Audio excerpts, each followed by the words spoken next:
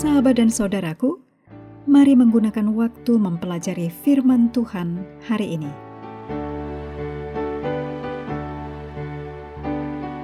Hari Selasa tanggal 17 Juni, judulnya Menyembah Patung Lagi. Kita mulai dengan doa singkat yang didasarkan dari 1 Yohanes 4 ayat 18. Di dalam kasih tidak ada ketakutan. Kasih yang sempurna melenyapkan ketakutan. Amin.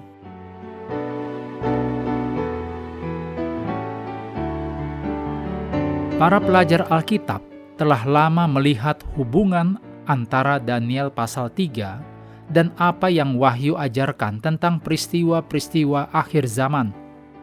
Daniel 3 ayat 15 mengatakan, dengan perintah yang dapat menyebabkan hukuman mati untuk menyembah patung, mencerminkan apa yang Wahyu ajarkan tentang perintah yang dapat menyebabkan hukuman mati untuk menyembah patung lainnya.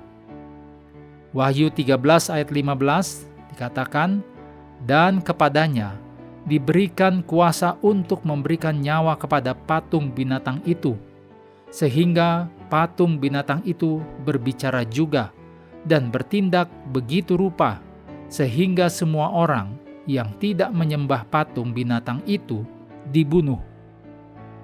Dalam Wahyu 13 ayat 11-17, Wahyu 14 ayat 9, 11, dan 12, juga Wahyu 16 ayat 2, Wahyu 19 ayat 20, dan Wahyu 20 ayat 4, dapat dilihat perbedaan yang membandingkan perintah Allah dengan perintah manusia.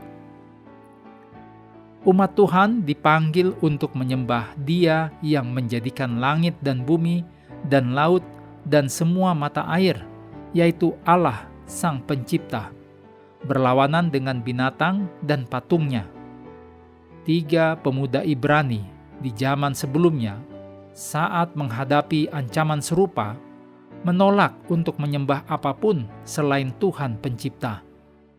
Karena itu, betapapun berbedanya keadaan antara apa yang terjadi di dataran Dura dalam kitab Daniel dengan yang dituliskan dalam kitab Wahyu, perintah untuk menyembah patung yang berlawanan dari perintah menyembah Sang Pencipta yang akan terjadi di seluruh dunia, prinsipnya adalah sama.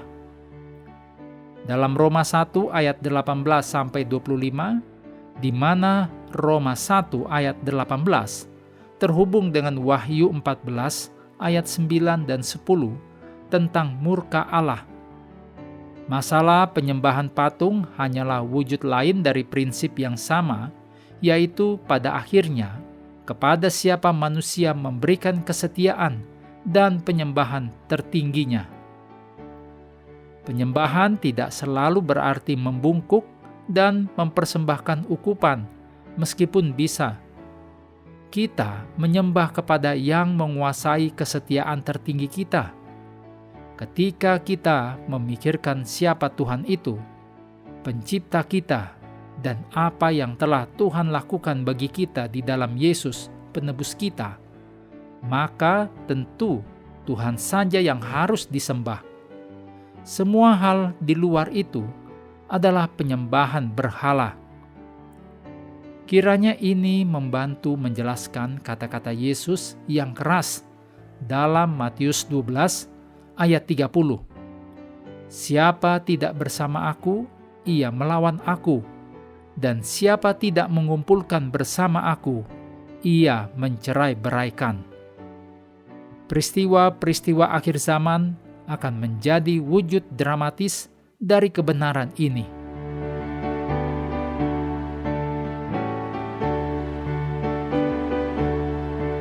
Mengakhiri pelajaran hari ini, mari kembali ke ayat inti 2 Timotius 1 ayat 7. Sebab Allah memberikan kepada kita bukan roh ketakutan, melainkan roh yang membangkitkan kekuatan, kasih, dan ketertiban. Sahabat juga perlu melengkapi waktu untuk bersekutu dengan Tuhan setiap hari dengan bacaan Alkitab sedunia. Percayalah kepada nabi-nabinya yang melanjutkan dari Keluaran pasal 12. Tuhan memberkati kita semua.